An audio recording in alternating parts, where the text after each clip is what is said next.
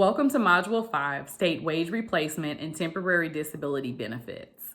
When you get to this point in your maternity leave planning, you're often a little nervous because you're trying to figure out how do you keep your wages intact while you are recovering from birth and bonding with your newborn. Oftentimes, your employer has a paid parental leave plan, but you may live in a state that also offers a paid family leave or temporary disability benefit. And so you're there in a complex process, attempting to figure out, can you only use one? Do you use both?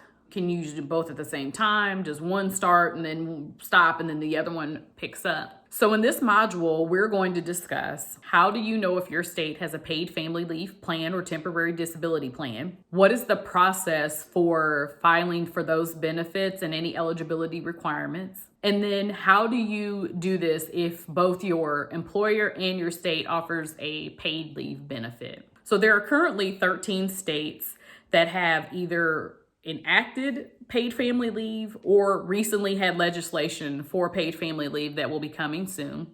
And those states are California, Colorado, Connecticut, Delaware, Washington, D.C., Maryland, Massachusetts, New York, New Jersey, New Hampshire, Oregon, Rhode Island, and the state of Washington. So if you live in one of those states, then you either are currently covered or soon will be covered with a paid family leave or a temporary disability benefit. The best thing to do in this situation is you've been planning your maternity leave with your HR professional, and during those meetings, you all should have probably covered if you are eligible for a paid family leave benefit. If by chance you haven't, the first place that you can start is go to your state's government page. And usually in those government pages, you can type in the search bar, paid family leave. And if you have it, it'll pull up the information. If it's not on your governmental site, then it is often some states like New York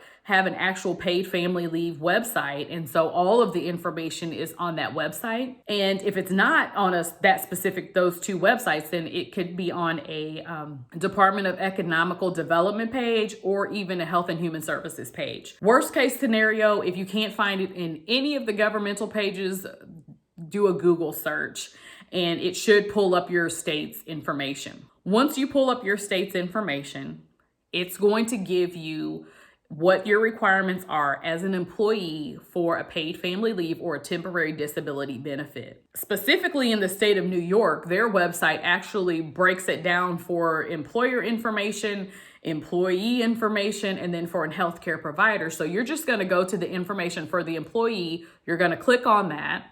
And then they provide you with all of the information that you need to know as an employee. So they're going to tell you what are your requirements for a paid family leave or temporary disability benefit. Often a paid family leave benefit or a temporary disability benefit, the eligibility requirement is usually pretty similar to something like an FMLA.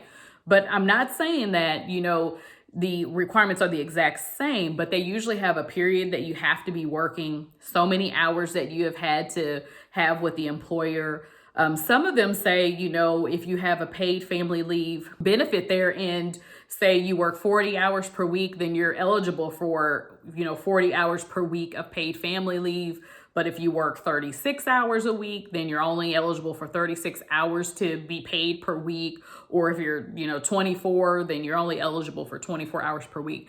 So you want to make sure when you go to your state site that you actually have the correct information for how many hours that you work. Now, once you find that part out, the eligibility requirements are also going to tell you if you need to have your leave certified by a doctor. And if you're in a state that has a family medical leave, then you could probably just use the certification document that your HR professional gave you, and you could submit that to the state for your paid family leave. Now, the paid family leave on almost every site that I've looked into is a 30-day requirement that you need to request it 30 days in advance. So if you model this with the time that you had to fill out and request your leave, you can do all of this at the same time. Now, for a temporary disability benefit, that is usually going to cover the period from birth to about 6 weeks out. It's going to be possibly 12 weeks out if you have a cesarean, but that is all going to be certified by a doctor. So when you go to your state's governmental site, if they do have the temporary disability benefit, then you just want to make sure that you know of those weeks, how many will be counted as a temporary disability benefit. And that temporary disability benefit is only for the recovery time from you having the baby. Once you have that in place and you have figured out, are you eligible by how many hours you work or a work requirement? You have gotten your paperwork that you have certification from a doctor that supports this request of leave from your state. You're going to submit all of this to the state specifically. So unless your HR professional is going to do this for you, then you will actually submit this to the state yourself, and you will work through the state for the temporary disability benefit or any paid family leave benefit. Now, once you submit your request, then your employer is going to get something from the state that wants them to provide your wage information. There's a lot of states that pay you 60% of what your normal wages would be. And so in order to do that, they have to get an employment verification of what your wages are so that they know how much to pay you. This can become a little different because if you have a parental leave plan that pays you for being on parental leave, and then your state offers a temporary disability benefit or a paid family leave benefit, they're going to be more supplemental.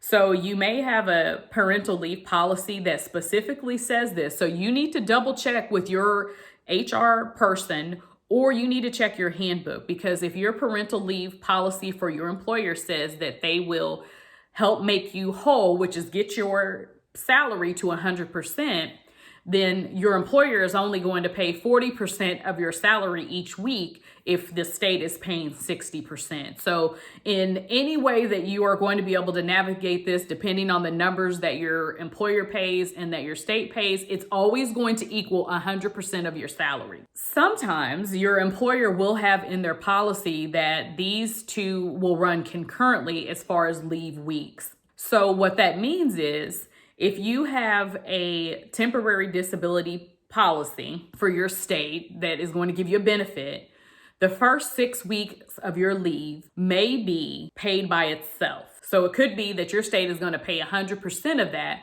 because your employer policy says they will do the paid parental leave part of this for the bonding part for your baby. Let's say, for example, that you're in a state that gives you 6 weeks of temporary disability, and then you have paid family leave that kicks in, and then your employer policy says that you get 12 weeks of leave, and that is for bonding. Your first 6 weeks from the time that you have the baby to your recovery period that has been certified by a doctor and has been approved by your state as short-term or temporary disability of 6 weeks is probably going to be paid 100% by the state. But again, that is totally based on whatever numbers that your state says that they are going to pay. Then at the end of 6 weeks, because you're now into what your state calls the bonding period, it could be 6 weeks, it could be 12 weeks. So at the end of that 6 weeks, the paid family leave now kicks in, and it's going to pay 60% of your salary. And then your employer says that they're also going to start this at the bonding part. And so you now have your paid family leave and your employer's parental leave starting at the same time, because most of the time those are going to run concurrently. Because remember, your state's paid family leave may only be going to pay you 60% or 50%. And so your employer is going to pay whatever percent they need to pay to make sure that you receive 100% of your salary. Now, if they do that for 12 weeks, then you're going to go for those next 12 weeks and you're going to be paid 100% of your salary. But again, you have to really find out what your specific state pays.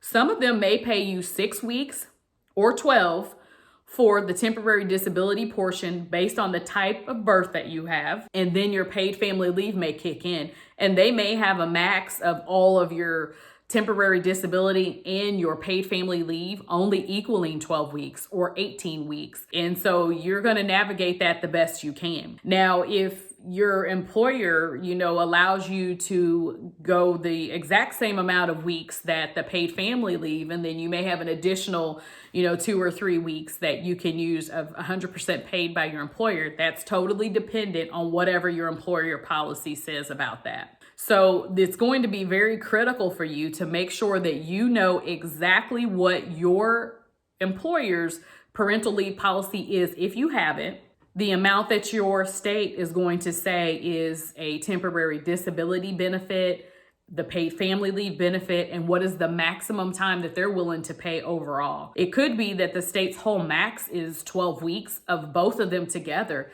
and you would just have 12 weeks covered by your state for both of those. And then it's very possible your employer might allow you to take their additional 6 weeks out. That is totally dependent on them. The best place to make sure that you have this down is with your company's HR professional. Some states at the parental leave and paid family leave and temporary disability, they will actually give you a chart so you can actually see this and how you can have a period of your leave that is a temporary disability and then into a paid family leave so that you can visually see that. And just remember, this module actually comes with a chart of paid family leave so that you know what your state has. And then the chart will also tell you, where you can go to find the information about that. So in this module, we have covered how you find out if your state has a paid family leave plan.